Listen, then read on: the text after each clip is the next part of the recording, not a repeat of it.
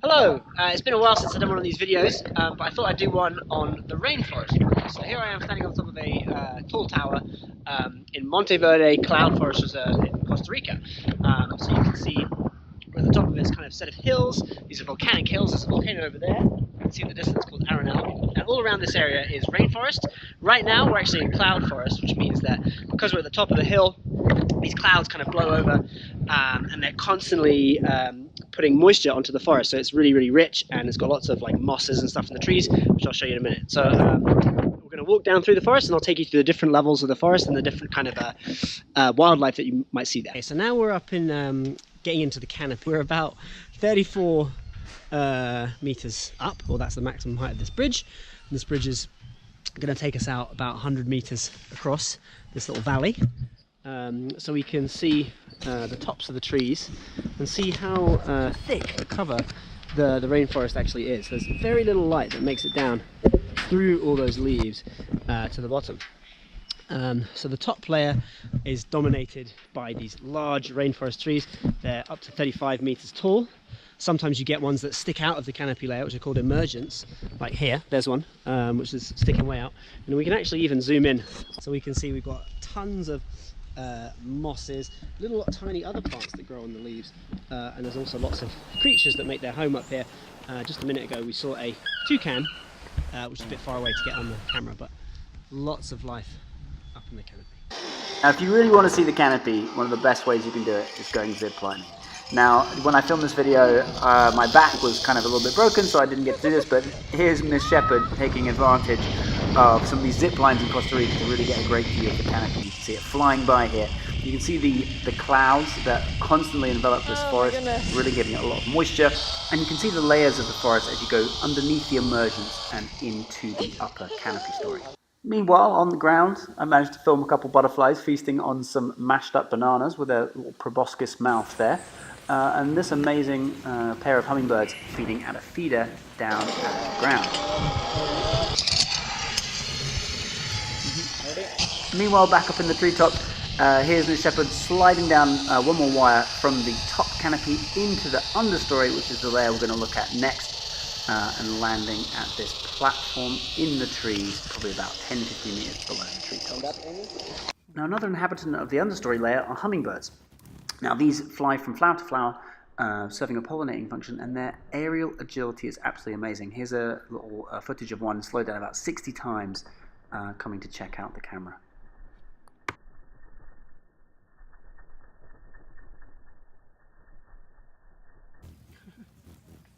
Okay, we've come down a bit from the canopy, so we're below the tops of the really, really big trees up there.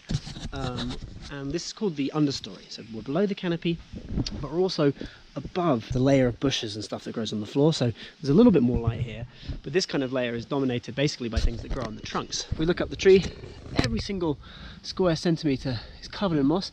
We've got all these other little plants that are kind of growing on the tree. Now those aren't the tree, they're things called bromeliads, which basically means that every single tree is really just like a platform for thousands of other species to live on it. Epiphytes are plants that grow on other plants.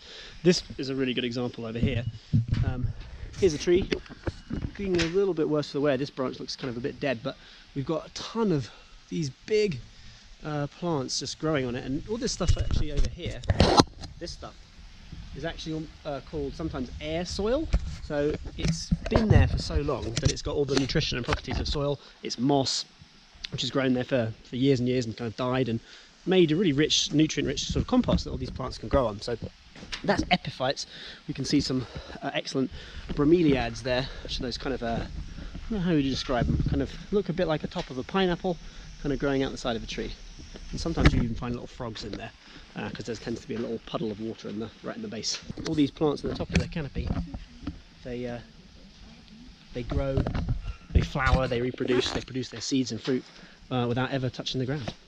Side note, animals of the understory.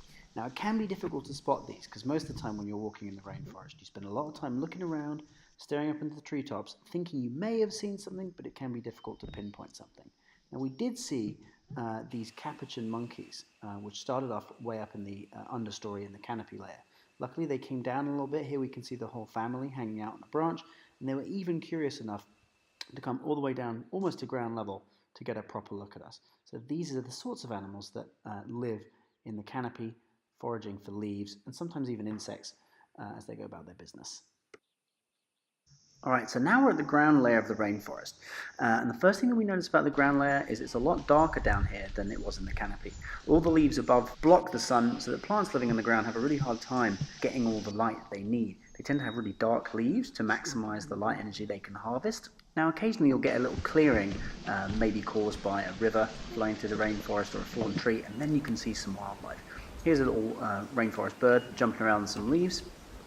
This is an amazing brightly coloured millipede, which is a detritivore, helps break down the dead leaves on the soil. And here is some sort of rainforest turkey, but it was pretty happy just to sit next to us.